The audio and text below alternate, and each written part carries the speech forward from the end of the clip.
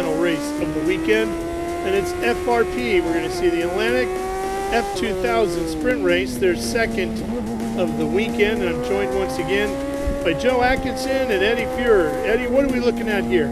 Yeah, we're going to look at a wide variety of cars, all running on the Hoosier tire. The F2000, you're going to see quite a bit of close racing between some cars that are mostly of similar build and quality. And then in the Atlantic Open class, you're going to see cars from across generations, across decades. Brandon Schwartz racing a car from 2020, and there's also cars from previous decades as well. Pace car lights are off, and we are about to get underway here. It's be a two-wave start. First wave looking for the green, and here we go. Watching Butson in the 68, McAleer in the 68, I should say Butson in that 24. Here comes your second wave. One car already putting wheels off in the dirt as we're heading to the S's with the first wave. Yeah, Butson got a great jump and was able to hold off McAleer, and he got out to a 20-second lead over the course of race one. He's back in the lead here.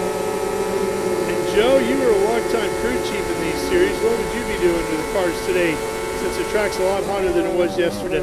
Well, the track was hotter, and I talked to a couple of the F2000 drivers and crew chiefs, and front tires were a major issue this morning in qualifying. Robert Wright is running on a set of sticker fronts for this race, and I think there were some wing adjustments made to get a little bit more downforce because the air is a little thinner this afternoon. This is that second wave, which is the F2000.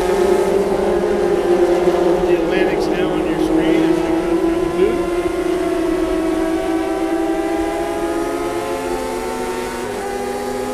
Bootson doing what Bootson does, and that's pulling away. Yeah, he has already built up quite a bit of a gap over McAleer already on this first lap, consistently around 2 seconds per lap quicker over the course of the weekend.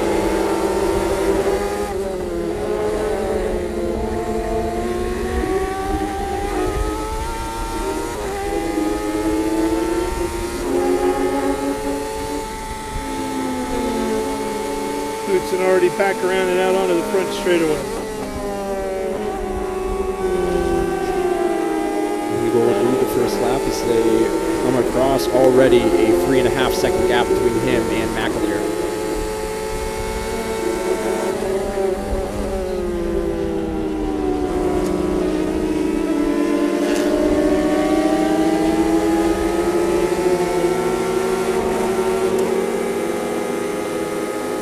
This is the battle for second in the open class between Paulie Gatto and Charles Livingston there going up to the S's.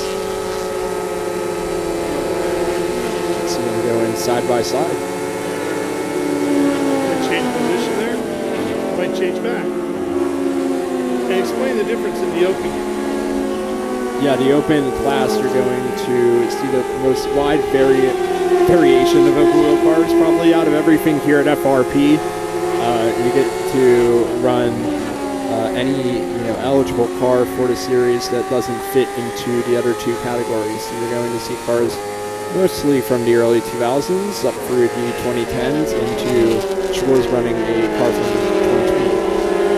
These two cars you see on the screen now are F1000 cars, which are powered by 1000cc Hayabusa motorcycle engines.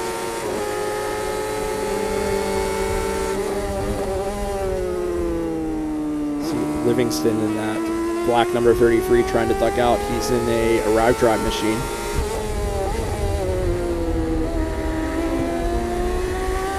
This battle raging on. It's a pretty good one. One of the better fights on the track right now. Yeah, going for that second spot, and we always like to see an open because there can be pretty big differences in the cars. Any on-track fighting you can get, and this is a good on-track fight right now. Livingston looking to chase down Gatto.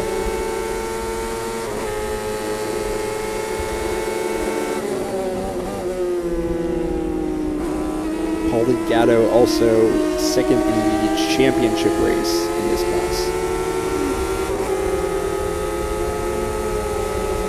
Back over to the Optima Battery S's.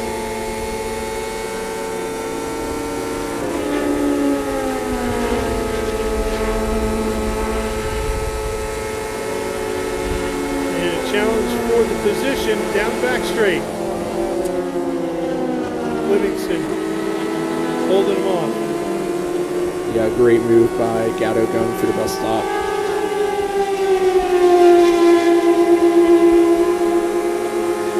I feel like Livingston's going to have another shot here as they go for these next few corners. I already see him taking a bit more of a tighter line.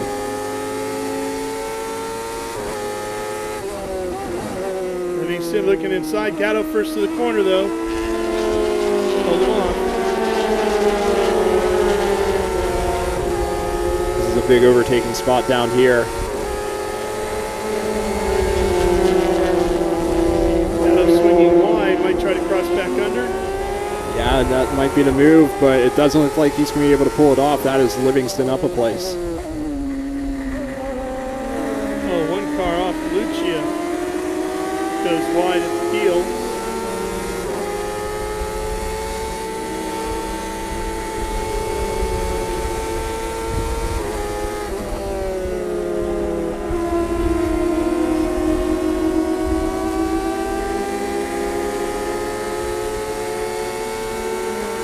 Joe, how much of these cars are going to change over the length of one of these races? We've got less than 21 and a half minutes to go.